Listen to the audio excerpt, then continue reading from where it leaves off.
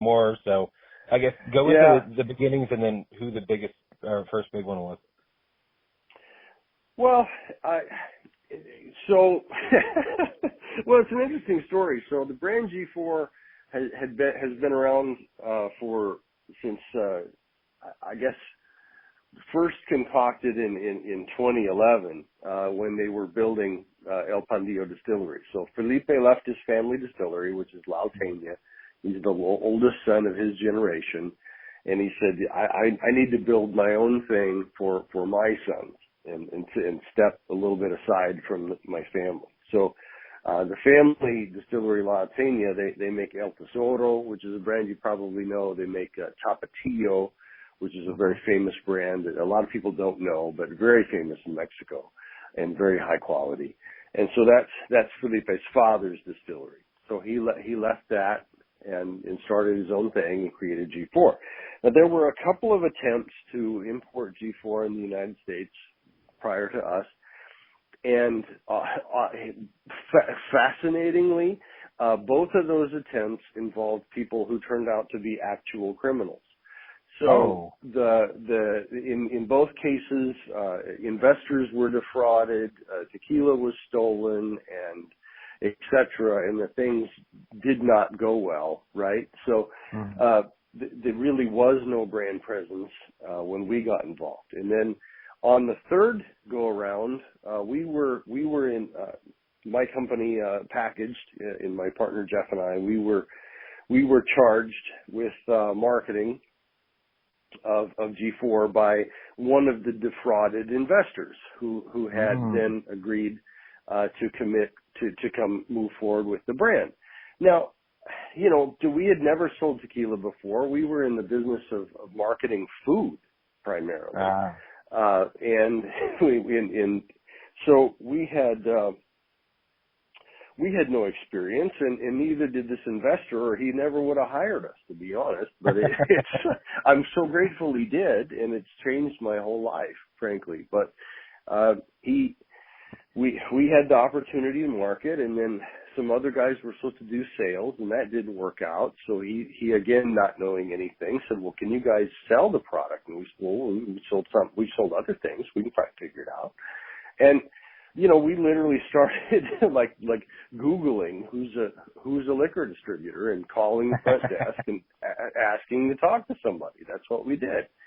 And the first sales that we made were in Chicago, and that's kind of our hub base. Jeff was living in Chicago. I live in Michigan across the lake. Our first sales were in Chicago, and that was a big deal for us. And we sold a pallet to get started, right? And that was very exciting. And we just kept, working and working and working, right? And so now we're to the point where we are today, where the distillery literally can't make the product fast enough. We probably can't meet 25% of the demand. I think that, I don't brag much. I'm not a cocky guy. But I think the reason that worked is, number one, is it's an exceptional tequila. Let's be clear about that. It's an exceptional product, and I have no credit for that whatsoever. The second thing that happened, and that I can't take any credit for, is that the market absolutely exploded, right? Tequila's been growing at double-digit growth now for several years, and the categories of craft tequila have exploded as well. So companies like Cascahuin and Fortaleza and those, they can't keep up with demand either, right? So that's not unique to G4 at this point. But we knew, like I say, we were marketers and we're storytellers, and we had a real family story, right? The story that I just told you, 6th generation and 4 generations distilling, real actual family story. And this is a real actual house brand of a real actual family. And all we did was tell their stories, right? And I'll bet you can introduce me better than I can introduce me. And I bet I can introduce you better than you can introduce you, right? Somebody else can tell your story better than you can, probably, right? Or are willing to.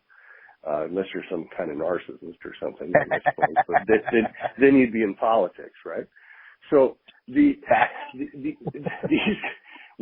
just told their story really, really well, and we told it a lot, and gratefully we had really good tequila, and so we managed to make a bit of a celebrity in a certain small circle of tequila nerds of Felipe. You mentioned earlier there's Felipe Friday, and Felipe Friday is a thing. It started as a hashtag, and we didn't start it. It was organic. All of a sudden in the Facebook groups and the hardcore tequila nerd groups, all of a sudden there was Felipe Friday, and what are you having from El Pendillo today on Felipe Friday? And I'm not real smart, but I was smart enough to jump on that. Right? So we just encouraged it, right? Now we have Felipe Friday t-shirts and this sort of thing, right? We're like, well, we're smart enough to jump on that trend. So, we've done that, and we've kind of made a bit of a celebrity of Felipe, and he doesn't want to do interviews like this. He doesn't like to do that sort of thing. He'll sit and talk to you for hours. He'll happily sit and drink with a small group or a couple or whatever, happily.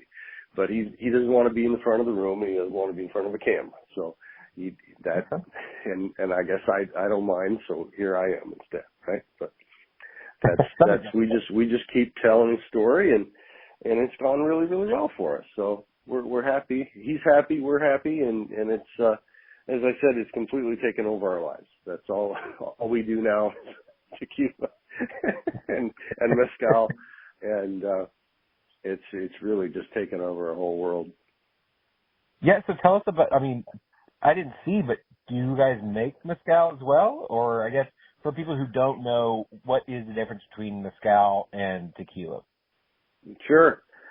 Well, first of all, technically tequila is mezcal. Mezcal is vino de mezcal means wine made from the agave, basically is what that means in translation. So all the agave-based Mexican spirits technically are mezcal.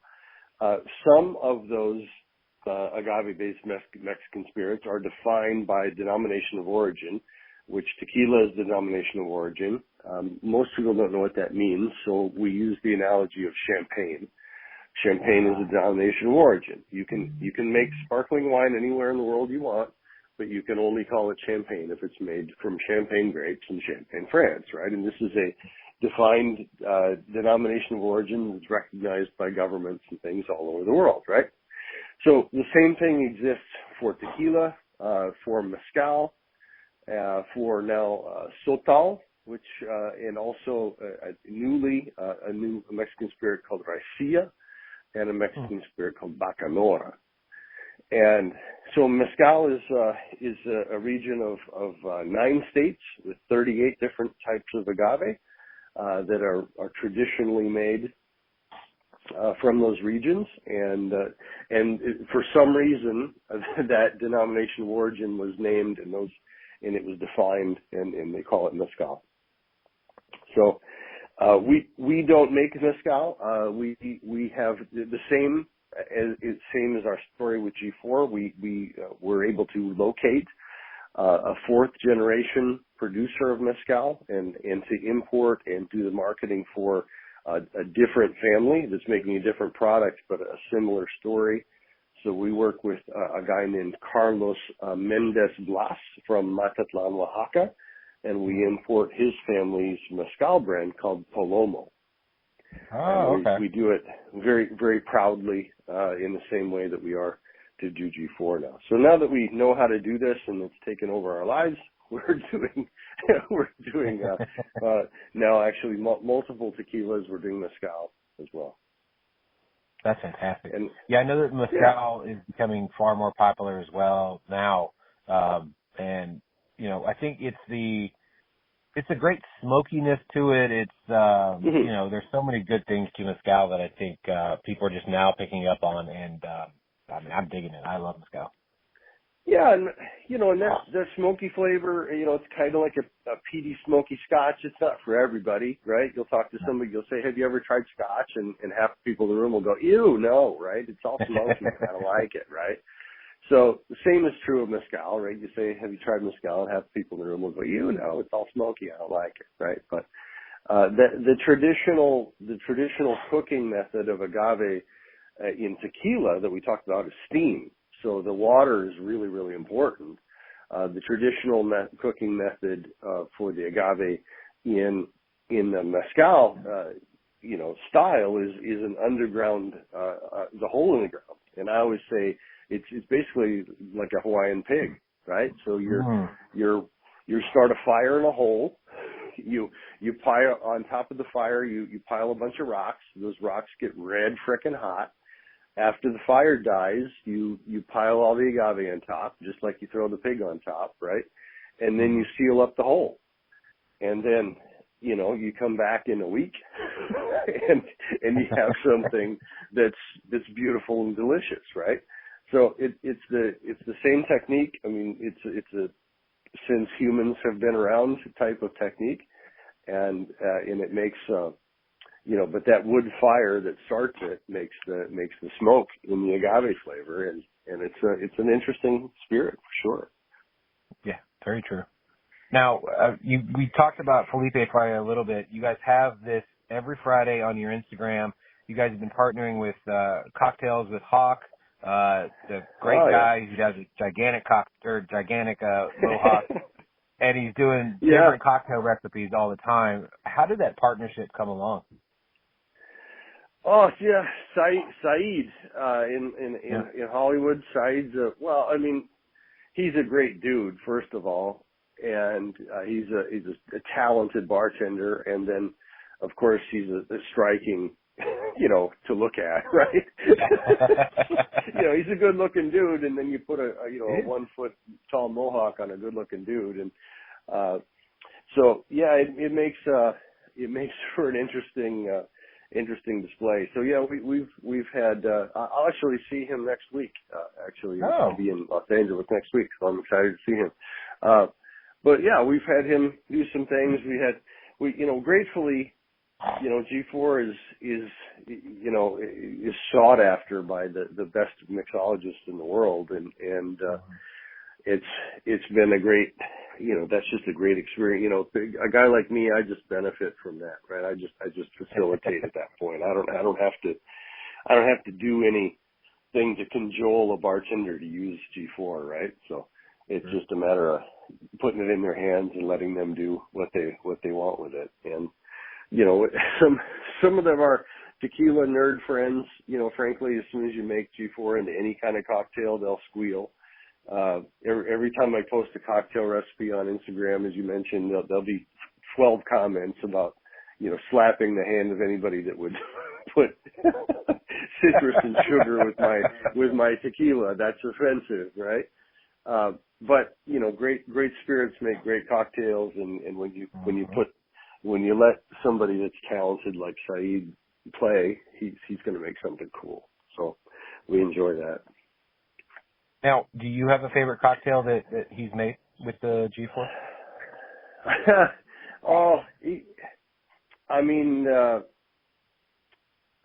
I think the Reposado tequila goes with grapefruit, right? And he's done a riff on a Paloma that came out great. And a Paloma is just it's a little bit salty, grapefruity, combination with usually search best for the Reposado tequila, and that's kind of my favorite. I think he might have called that Bad Bunny. I don't remember. I have to look and see what it got called and why. But yeah, there's definitely a riff on a Paloma that came out really nice.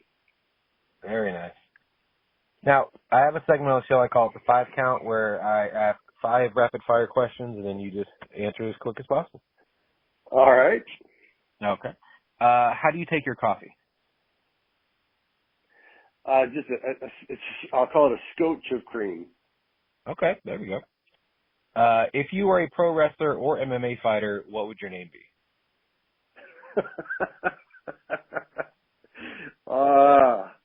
Man, so I just remember Hacksaw Jim Duggan just a minute ago, you know.